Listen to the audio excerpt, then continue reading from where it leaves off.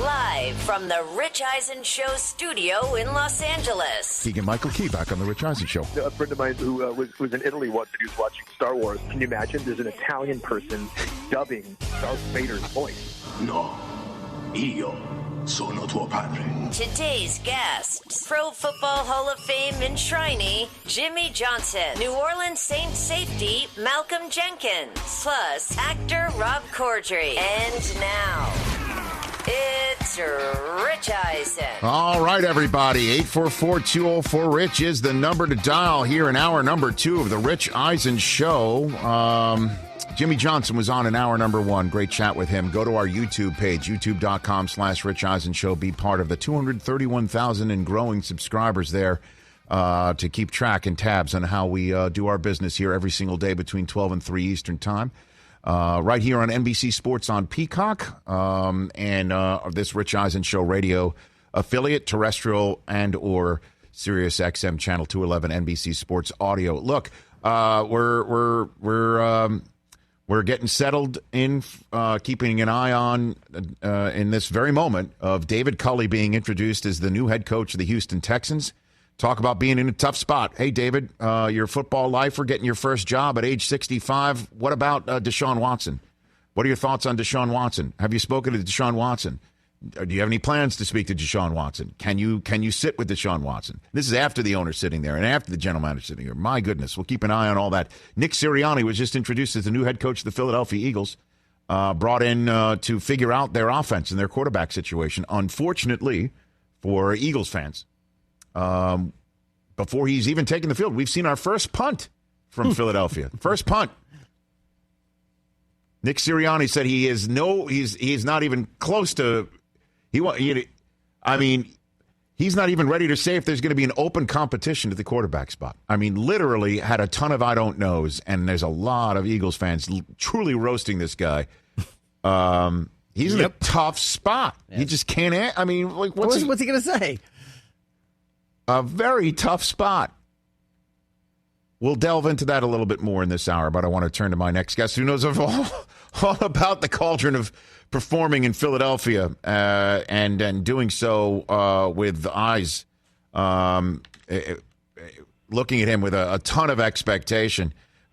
He won a Super Bowl with the Philadelphia Eagles, beating Tom Brady, and he won a Super Bowl with his current team in his first time around with them, beating Peyton Manning. He's the only human being to defeat either one of those guys, both of those guys in a Super Bowl. His name is Malcolm Jenkins. How are you, Malcolm? Rich, I'm doing well. How you been, brother? I am doing better, always for talking to you. Okay, I know this is not your current team, but I'm wondering what you do think of, if you don't mind me just throwing you in right now as part of the paparazzi, and what you think of what is going on with your former team in Philadelphia. Do you have any thoughts on that subject, Malcolm Jenkins? If so, what are they? Well, I'm going to be honest. I hadn't really paid a ton of attention to it. I was really just, looking around the league to look at, with all of the coaching vacancies, how they want to handle, black coaches and what opportunities were going to come. But I do know that whoever, was going to take over that job in Philly was inheriting, some work. And I think Jeffrey Lurie made some comments earlier this offseason that hinted or was really direct about, they're going into a rebuilding phase. And, I know as players on a team and as a fan base, you never really want to hear that because it sometimes kind of muddies up what the priorities are. But, look, they got a situation where obviously all that went down with Carson Wentz this year, a lot of money invested into him.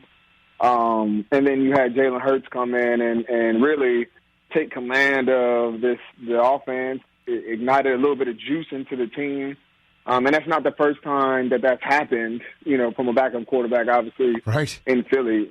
And so it's one of those things that, like, something has to change, whether you put that onus on the coaching staff or you put that onus on the players that are there. But I mean, there's obviously going to be a lot of work to be done there. But they've got great leadership. They've got players, in that locker room that are a prideful group. And what you hope to see is that, at least from a fan, right? I even call myself an Eagles fan.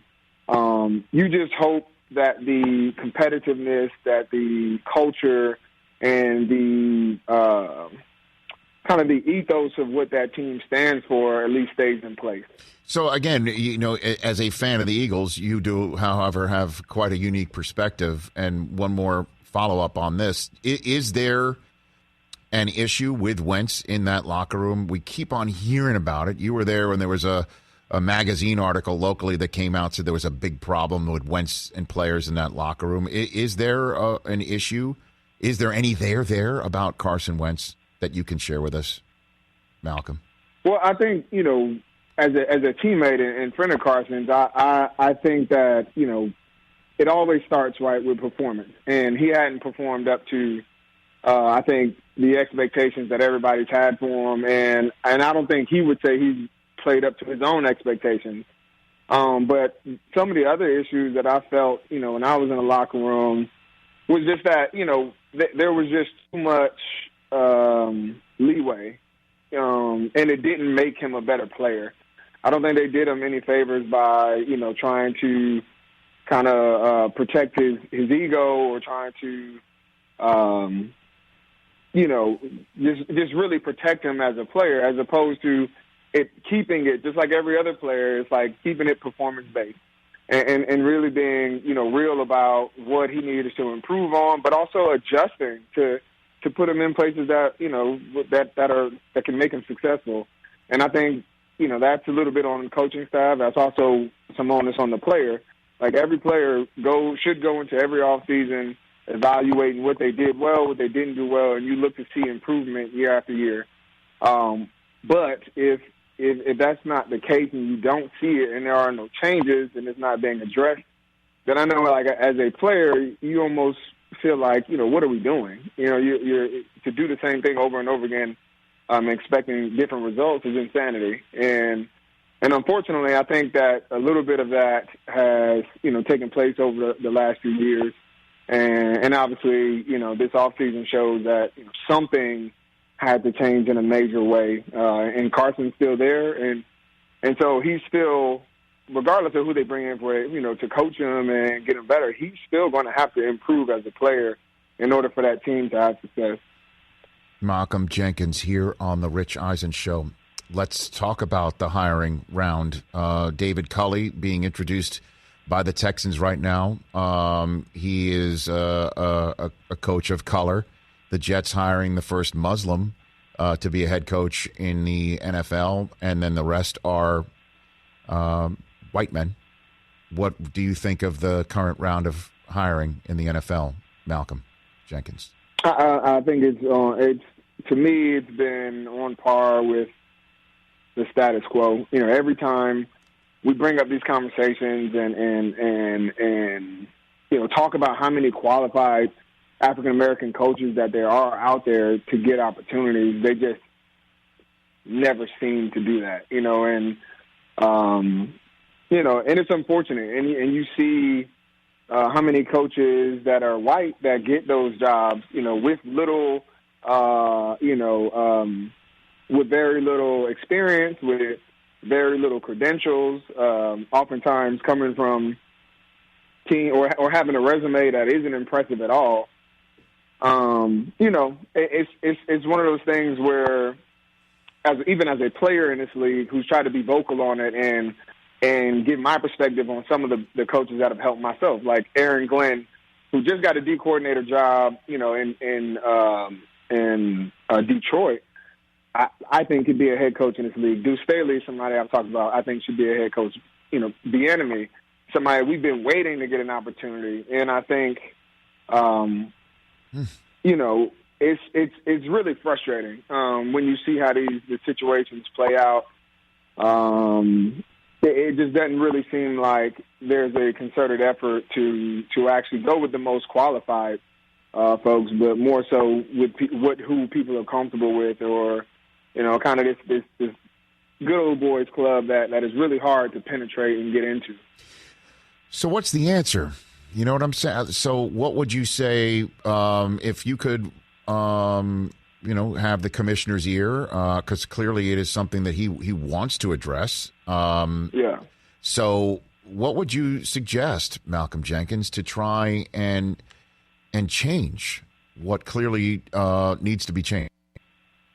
Well, like anything, right? When you want to change the outcome or change the landscape of an organization, you have to, and you want, especially when it comes to diversity, right? You want diversity within your organization and that to be a priority. Well, then you have to have a diverse group of decision makers. And unfortunately, when you look at the ownership and the decision makers around our league, there's very little, if any, diversity. And so we're expecting people who don't have a diverse, who are not in a diverse, group. We're expecting decision makers that don't have different perspectives to suddenly change their minds and hearts and do something that's been out of character for them for however many years they've owned these teams. And so to me, I think if we want to be serious about having black coaches and more black GMs, and things of that nature, I think we're going to have a serious conversation about diversifying what ownership looks like. Malcolm Jenkins here on the Rich Eisen Show. I'm wondering, can you give voice to what you and other veteran players in the NFL are thinking when you're seeing Deshaun Watson say he wants to be traded year after signing a big, long deal, and the only thing you can equate this to is what an NBA elite player attempts to do and get an exit visa from a team and a city that he's connected to. I mean, obviously Harden is the equivalent, one would say, in terms of playing status, elite status for Deshaun Watson. Clearly they're two different people, but I'm wondering if you can give voice to what you and many other players of your caliber and experience think about what's going on with Deshaun Watson in Houston. Malcolm. Yeah, I mean, contrary to belief, like some guys aren't necessarily motivated simply by money, and I think whenever you see a player of his caliber, of his character as well, like he's not a guy who's had a history of being, a